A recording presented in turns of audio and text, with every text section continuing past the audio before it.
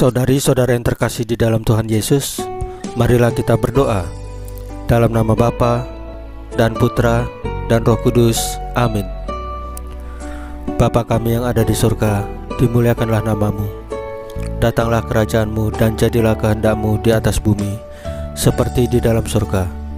Berilah kami rezeki pada hari ini, dan ampunilah kesalahan kami, seperti kami pun mengampuni yang bersalah kepada kami. Dan janganlah masukkan kami ke dalam pencobaan, tetapi bebaskanlah kami dari yang jahat. Ya Tuhan Yesus, Tuhan dan Juru Selamat kami satu-satunya. Terima kasih untuk penjagaan, pemeliharaan dan berkat-berkat-Mu pada hari kemarin bagi keluarga kami. Dan terima kasih untuk hari yang indah dan nafas kehidupan hari ini. Ampunilah segala perkataan, pikiran, kelalaian, perasaan ataupun tindakan kami yang tidak sesuai dengan firman-Mu, sehingga mengakibatkan dosa-dosa bagi kami. Ampunilah dengan kerahiman-Mu ya Tuhan Yesus, dan berikanlah kerinduan yang besar kepada kami untuk menyambut sakramen Maha Kudus, yaitu Engkau sendiri, baik dalam misa online ataupun misa offline. Ya Roh Kudus, hadirlah saat ini untuk memimpin dan membimbing kami dalam membaca dan merenungkan firman Tuhan Yesus, sehingga kami dapat mengerti maknanya dan dapat kami laksanakan dalam hidup kami sehari-hari di tengah masyarakat kami. Amin. Dalam nama Bapa dan Putra dan Roh Kudus, amin. Pembacaan Injil Lukas pasal 9 ayat 28 sampai dengan 36, dengan perikop Yesus dimuliakan di atas gunung. Kira-kira 8 hari sesudah segala pengajaran itu, Yesus membawa Petrus, Yohanes dan Yakobus lalu naik ke atas gunung untuk berdoa. Ketika ia sedang berdoa, rupa wajahnya berubah dan pakaiannya menjadi putih berkilau-kilauan. Dan tampaklah 2 orang berbicara dengan dia, yaitu Musa dan Elia. Keduanya menampakkan diri dalam kemuliaan dan berbicara tentang tujuan kepergiannya yang akan digenapinya di Yerusalem. Sementara itu Petrus dan teman-temannya telah tertidur, dan ketika mereka terbangun, mereka melihat Yesus dalam kemuliaannya dan kedua orang yang berdiri di dekatnya itu. Dan ketika kedua orang itu hendak meninggalkan Yesus, Petrus berkata kepadanya, "Guru, betapa bahagianya kami berada di tempat ini. Baiklah, kami dirikan sekarang 3 kemah, 1 untuk engkau, 1 untuk Musa, dan 1 untuk Elia." Tetapi Petrus tidak tahu apa yang dikatakannya itu. Sementara ia berkata demikian, datanglah awan menaungi mereka, dan ketika mereka masuk ke dalam awan itu, takutlah mereka. Maka terdengarlah suara dari dalam awan itu yang berkata, "Inilah anakku yang kupilih, dengarkanlah dia."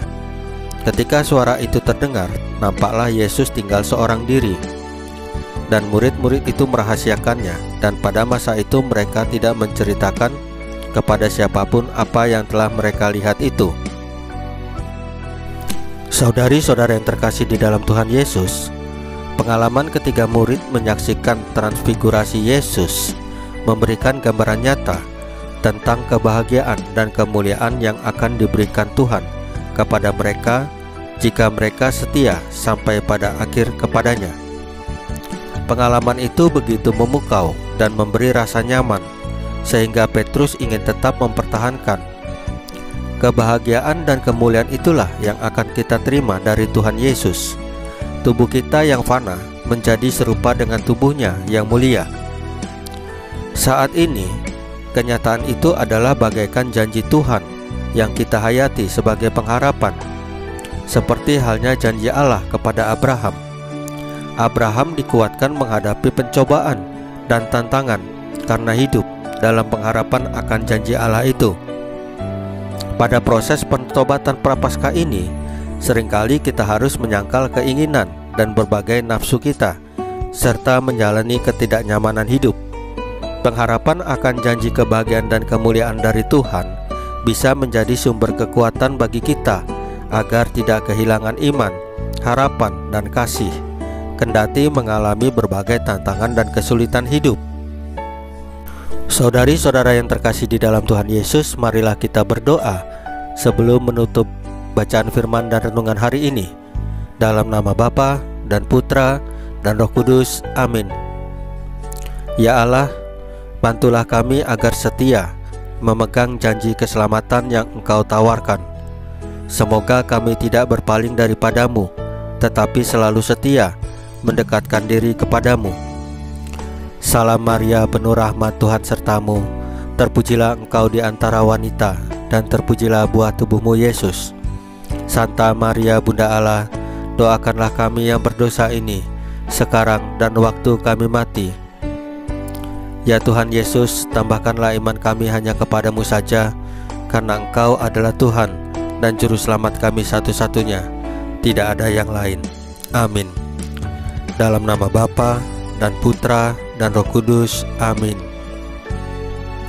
Saudari-saudara yang terkasih di dalam Tuhan Yesus, bacaan firman dan renungan hari ini sudah selesai. Tuhan Yesus memberkati kita semua. Amin.